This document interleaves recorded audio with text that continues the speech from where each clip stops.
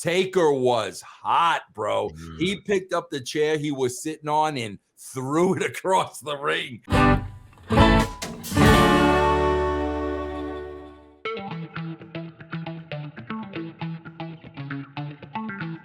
Next, we have the Broing Down Memory Lane.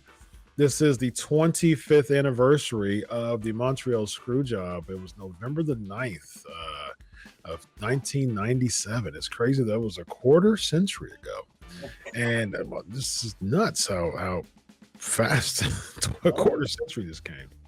And so just overall thoughts. I mean, as a kid, 25 years ago, East, what did you think about this November 9th debacle in 1997? I couldn't believe it too, because here I am. I'm this young whippersnapper. I mean, just a year and a half ago, Bret Hart gave me his glasses in the hallway, you know? Yeah, absolutely. Yeah. Honestly, because what am I, 12-ish at this time? The 90s had so many, like, sometimes things weren't perfectly done as far as finishes of shows, and they seemed wonky. Things seemed off, or like the finish didn't hit as intended, and you had a bad count. So, I mean, seeing that without knowing anything, because I was a pure mind, pure heart, and a pure soul, I just thought, like, Earl missed the call. Like, I don't understand. I didn't understand. I couldn't comprehend it. It just seemed like the show got off the rails. And I know it's kind of a work at the time, but I'm also still kind of believing. So it's almost like somebody really messed up here. And then, you know, I didn't have anything to go to and get answers immediately or, you know, rate it or talk about it. So it's just like, well, see what happens. And then if you listen to the show Vince and I had this Wednesday, I went up into my room and we took care of, you know, whatever we talked about. Vince, you were there, of course. A lot of people know that you're involved within even being like a liaison of sorts between Vince and Bret at the time. Why do you think people talk about it to this day? I mean, would you consider that the most notorious moment in professional wrestling history, a quarter of a century later? Why do people still talk about it? Bro, I think people still talk about it. And this is the one thing that gets me sick. Like, Chris, this is where just so many marks and dirt sheets, they're such freaking morons. Because what drives me crazy is, Chris, 25 years later, and you've got people still saying it was a work. It was a work, yeah. And my question is this simple. Why would we be working you 25 years after?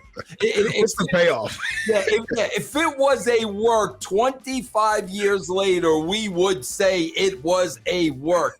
That's the part that drives me crazy, because I wish it was a work, bro. That night sucked, bro. And the weeks that followed sucked. And the way things went down sucked. It just drives me nuts that you've got that part of the audience that will still say it was a work. Yeah. Man, it was so, like, you look back on it, how cool. You have Bret Hart punching out Vince. You have like 3 like top tier conspiracies. You have like backup plans and this and that. Like, yeah, the spit. That's the only thing that made me feel like it was like something is off about this. It wasn't even this. It was when he spit. Yeah, the spit. I want to see Bret spit, especially in Canada. The spit was the spit is like, okay, that's whoa. But to me, the WCW is like, huh? Like I thought that they were like completely at odds. I thought, what? Wait a minute, you don't say anything about WCW and WWE programming. You know what I mean? Like it was kind of like those two big things that just hated each other. You know what I mean? That was my perception as a kid. Well, I was in high school at the time. But if I veer off real fast, but like I think why people still talk about it and it's so compelling was it was the first instance of A, like recognizing there's something else, B, the realization there's a quote, you know, competition, war per se. And then C, it seems since that time in 25 years, everyone's trying to recapture the magic it was, you know, by saying things on programming that are shoots or digs to somebody we know there'll be no business in. like with later. I mean, like, or Double J making like the shoot giant comments, like, all right, maybe they get people go, oh yeah, all that makes me do is think about the competition or the fact that you're building something I will never get to see. Don't waste my time. Yeah, it's interesting how, you know, it's been that long and just, you know, people are still at it. And I think you bring a good point up. You know, it's like people still think it's a work, and all of a sudden this year Survivor Series 25 years later, here comes Vince, here comes Sean, here comes Bret, and they're all got 3 hoods on. And they all pull them out like, I got you. I know, right? Yeah, exactly. You know, that's actually going to happen on the 50th anniversary. Yes. We're gonna tell you in 25 more years it was all a work. That's what it's going to be. I you have to wait 25 more years to realize it's a work. Hey, what was the most surreal part of being there and seeing that all unfold backstage? Because, you know, like if you're in a car accident or something and like everything slows down, but it's like really fast, and it's like, I think I'm dreaming, but I know I'm not. This is really happening. Like, was there anything backstage that was like, you're just like, I can't believe bro, this. I'll tell you the scariest part to me, because again, bro, listen, I only know my part of the story. I don't know all the parts of the stories that I wasn't involved in. Yeah. My part of the story was, bro, we were at Vince's house and we were doing the creative for the Survivor Series. Bro, we were there all night. And, you know, bro, at that time, I got kids at home, my wife, and I'm like, this is ridiculous, right?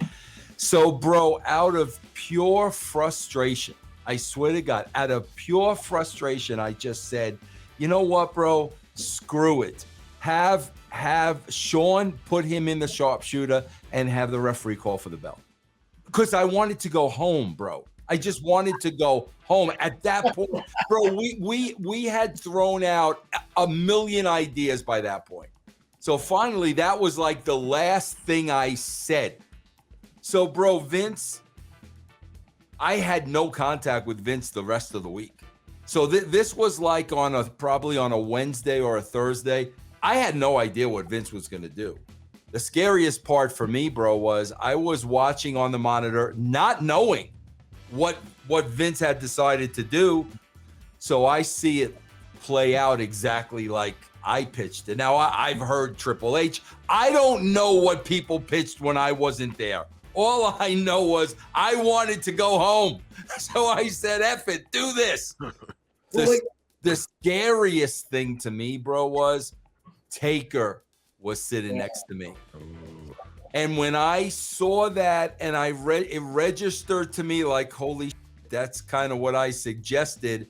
And then I was seeing how hot Taker was. Hot, bro. He picked up the chair he was sitting on and threw it across the ring. So I was like, holy shit.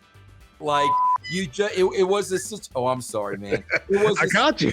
Yeah, it was a situation where like you just did not know what was gonna happen afterwards. That's interesting too, because I don't know any of the stories, but Taker always seemed to be like, if someone's not gonna do business, then F them, you know. What were the run sheets of the production meeting? I mean, what was the called finish? I don't think there ever was one, bro. Okay.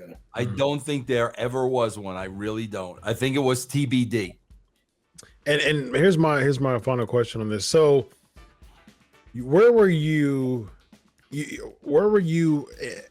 the arena, like next to Taker, backstage? I was backstage, bro. You know, EC3. You know, there was a monitor where all the boys were watching the show. That's where I was. Okay. Yeah. So when Sean and Triple H and Hebner and Bret and Vince came, where did they go? Did they cut a beeline straight to their locker room? Did they what were they saying? I don't know, because I wasn't near that. Okay. But the monitor was not near the gorilla position. Okay, gotcha. So I do not know. Did you see any of them walking back after that? No. Okay, gotcha. So, well, you know, you got to give the boys credit. You have, you know, Shawn was lying the whole time too. He just come back. I love it. That's peak Shawn too. It's like peak Shawn. Like, no man, I didn't do it. Wow. Like, all right, we got a little backstage issue. We got a little scuffle. You know, I got to respect the hell out of Vince, not for that, but maybe for the fact that he knows he has to take what happens next. Yeah. He has to stand right up there, take it. Bro, Vince walked in that locker room. Yeah, I was gonna say, he no doubt about it. Yeah. No doubt about it, bro. Bret didn't. Vince walked in that locker room, and I think it even went down where Vince said to him, "Take one punch," and then I think he turned to Shane and actually said, "Shane, after one punch, step in." So like Vince literally gave him his receipt. I mean, that's what he did. Imagine being how old is Shane there? 23-year-old kid following your father. Oh, wait. 27. Step in? Yeah. Exactly, bro. Exactly, man. Yeah. And I don't know. Yeah, I mean, that's very interesting how that panned out. I mean, we can talk on and on and on about the screw job, but I think one thing too, real fast. I'm sorry, I hate to veer off course, but when Vince mentioned, Triple H said that one thing, when something like that happens, and there's different ideas that wind up being the same, and this happens with a lot of my stuff all the time. Just because you said something doesn't mean the idea is alone yours. Right, absolutely. So Triple H is like, if he's not going to do business, well, F him. Absolutely. No, absolutely. I don't doubt that for a sec. I have no idea what the conversations were after I have no idea what was discussed. I don't even know the meeting, but I 100%, when you probably said that, I bet Vince knew right away that's what he was going to do. Yeah. Because it's so I can imagine the convoluted, absurd, creative about ref bumps and this finish and false pins and he can't lose in Montreal. We'll do it the next night, but we'll even I bet you were there so long because you're just every idea. And bro, quite frankly, that was the easiest, bro. Easiest, of course. That was the freaking easiest.